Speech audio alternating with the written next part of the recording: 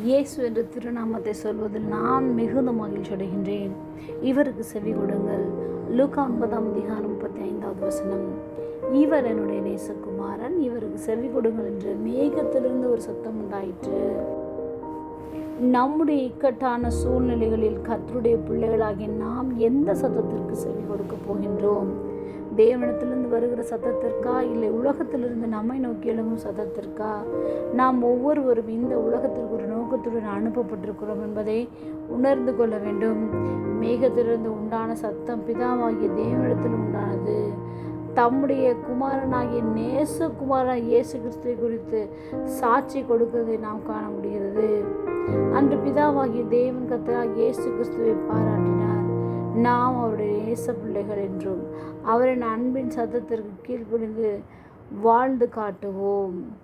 ஜெபம். அன்பின் பரம தகப்பனே, எப்பொழுதும் எங்களோடு கூட இருக்கிறவராகவே இருக்கிறவரே, உமக்கு நாங்கள் செவி கொடுக்கிறோம்.